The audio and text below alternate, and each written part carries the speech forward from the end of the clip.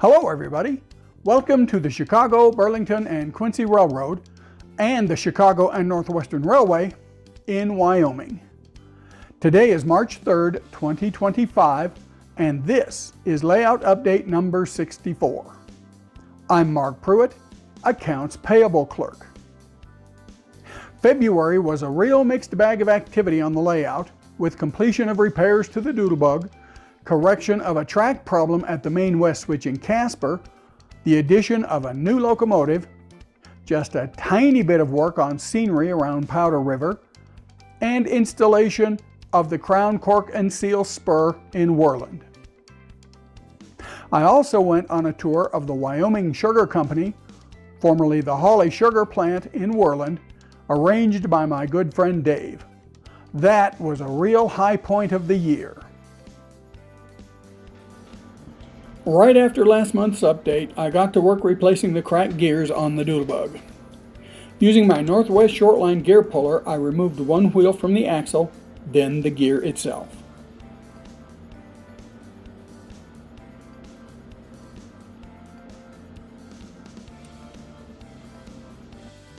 Then I installed the new gear, first tapping it onto the axle using a pair of needle nose pliers.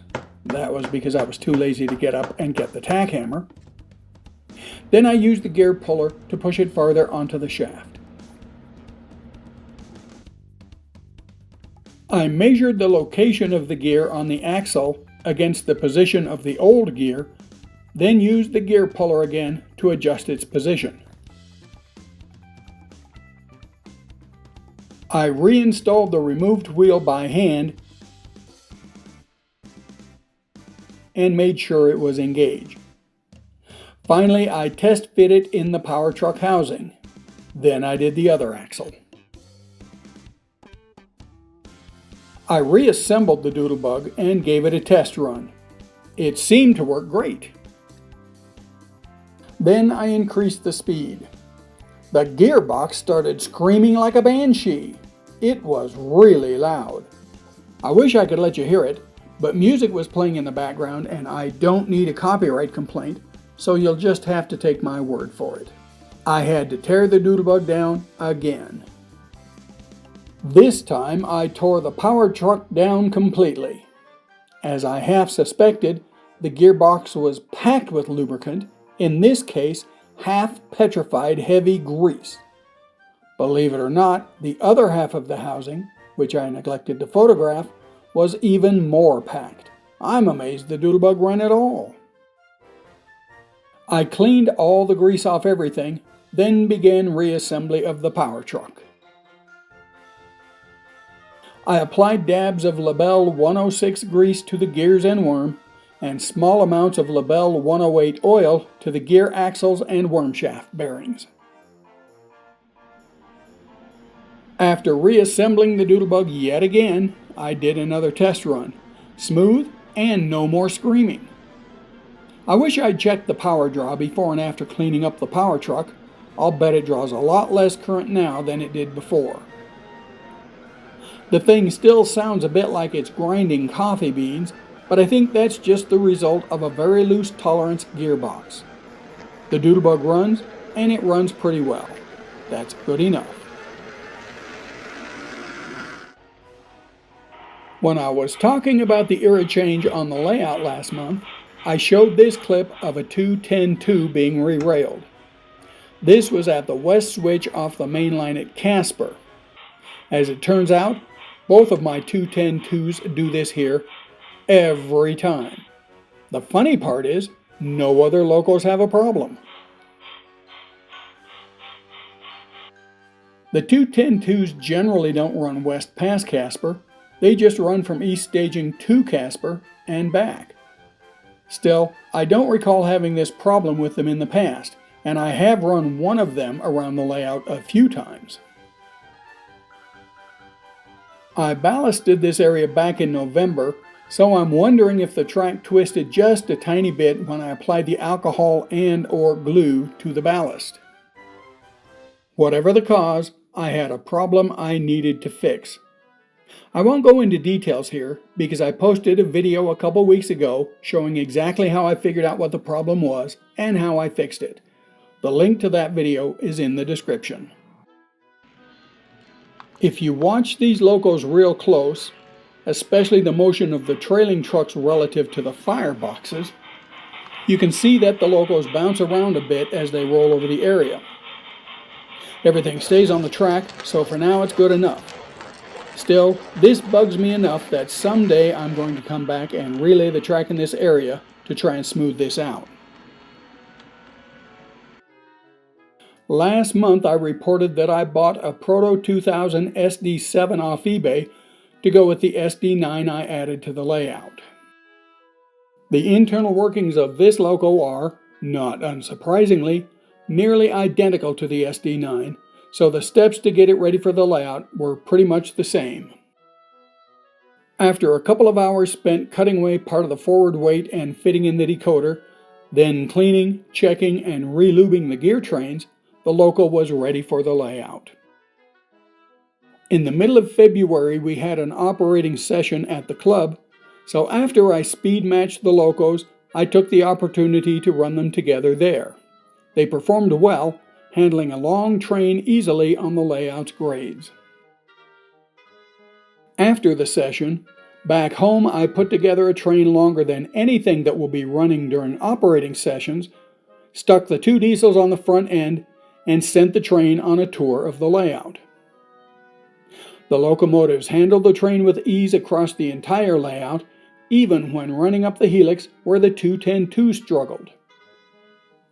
I hate to admit it, but watching these diesels handle that long train was a real thrill.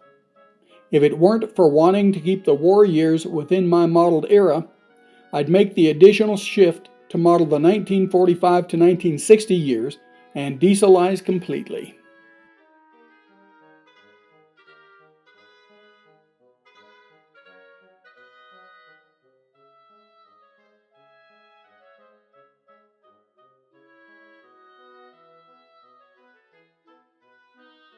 One thing I'll bet you didn't notice in those videos, I added some additional details to the short hood of the SD9 this month. Originally, it looked like this. Most of the Burlington's SD9s had steam generators, which meant there were vents and such on top of the short hood, like this. So using some details that came with the model, plus a bit of wire, I added evidence of the steam generator to the model. Not super detailed by any means, but it adds a bit more authenticity to the short hood. Many of the SD7s also had steam generators, so I might do the same thing to the SD7 model at some point. Now, what about that tiny bit of scenery work around Powder River? Well, it was very tiny. I had done basic scenery between the main line and the siding some time ago, but as you can see here, it was both incomplete and chipping away very badly. On February 20th, I set about doing something about it. First, I scraped the area, breaking up everything that wasn't solidly attached to the underlying base. As you can see here, that was nearly all of it. After I vacuumed up all the loose crap, the area looked like this, and that's as far as I got. I said I only did a tiny bit of work. Hopefully I'll have some time to work on this spot before the operating session later this month. Probably the most involved project I did on the layout this month was installing the siding for Crown Cork Seal in Worland. This is where Crown Cork Seal is on the layout, at the end of the Worland Basin Peninsula. It's the last bit of track needing installation at Worland. Let's zoom in on the spur. Those are pretty tight curves running to the plant. In fact, they're 18-inch radius, by far the tightest curves on the layout. Road locomotives won't even be able to go into those curves. The local crews will need to use other cars as handles to spot and remove cars from the plant. Unless they steal the Holly Sugar switcher, that is. It's a mogul and can handle that tight radius. Why did I do something like that on the layout?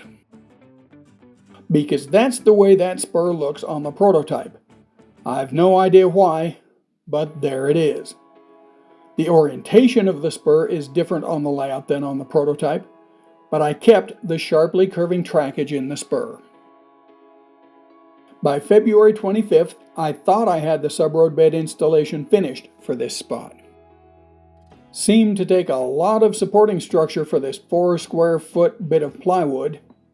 That's what you get when you plan as you go. After adding the cork, I marked out the center line of the spur.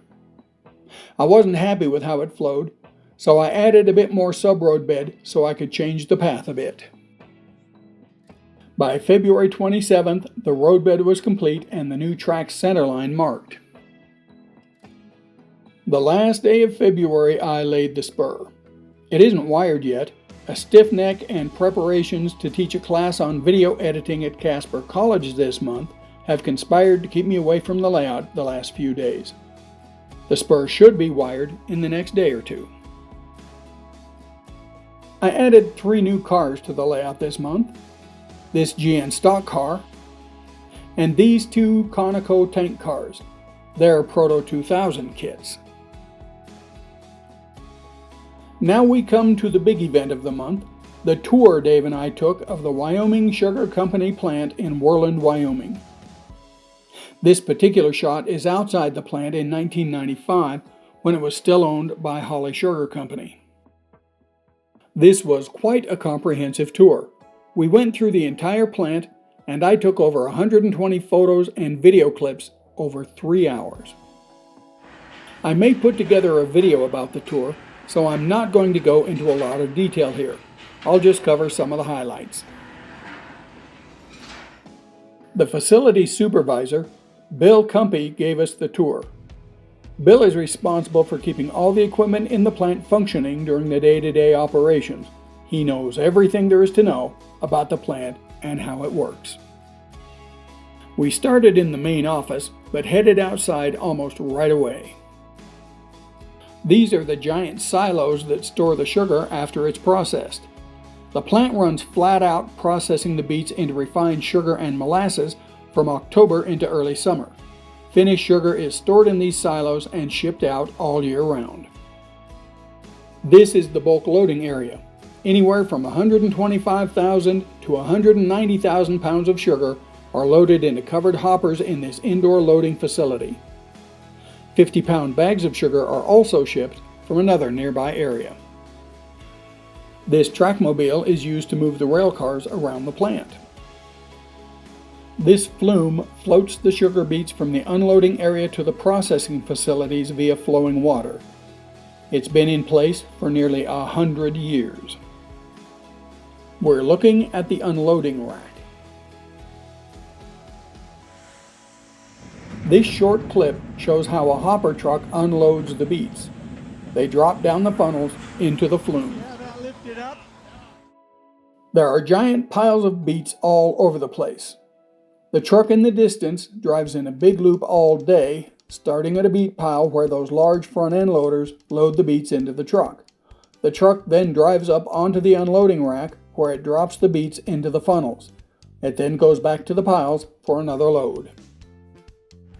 The beets come in very dirty. They grow underground after all. And there are some rocks mixed in with them. This is the first stage of beet cleaning. This conveyor removes most of the rest of the debris. Here the clean beets are being fed into the processing area. We're at the very top of the plant. One of the first steps in processing is to send the beets through these slicers.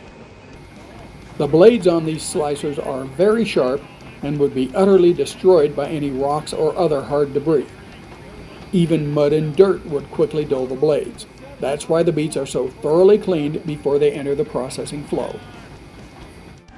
The beets are pulped and mixed with water and other chemicals to begin extracting the sugar. Then they go through a series of evaporators and filters to remove the pulp, leaving a very sugar-rich syrup that goes through further steps to process the syrup into, finally, refined white sugar. Molasses for animal feed is also produced by the plant. There's a whole bank of these spinning vats. This is where the sugar is extracted from the syrup and where it begins to take on its white color.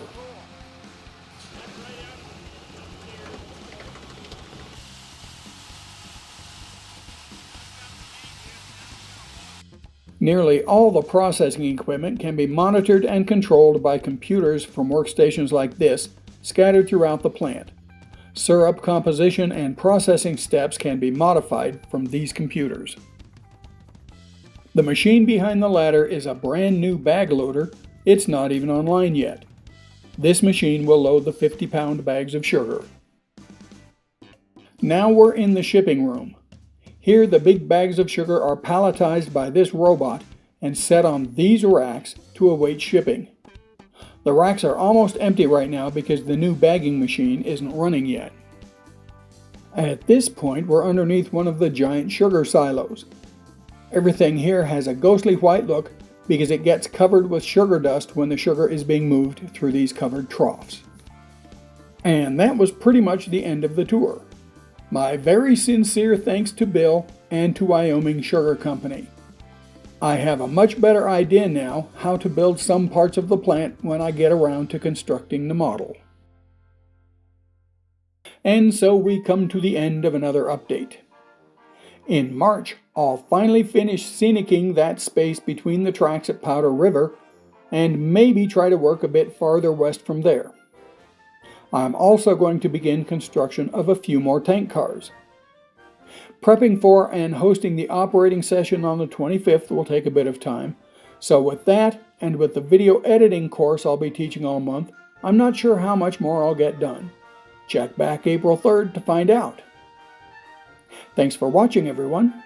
Stay healthy, stay safe, and I'll see you next month. We left off last time in late April of 2006 in the middle of helix construction. With the track that connects Thermopolis to the helix in at the bottom of the helix, I started on one of the other connecting tracks by building the sub-road bed for Glen Rock. By early May, I reached the point where the track from Cody joined the helix. From here up, the helix would be 4 tracks. From this point, it was just a matter of adding more turns to the helix. By mid-August, I was at this point. The day before Thanksgiving, 1 year after starting, the helix was finished. Over 9 scale miles of track had been laid. The helix didn't lead anywhere yet, but it was ready to go. I spent much of the rest of 2006 testing the helix by running a lot of trains up and down. And that's the way it was through the end of 2006.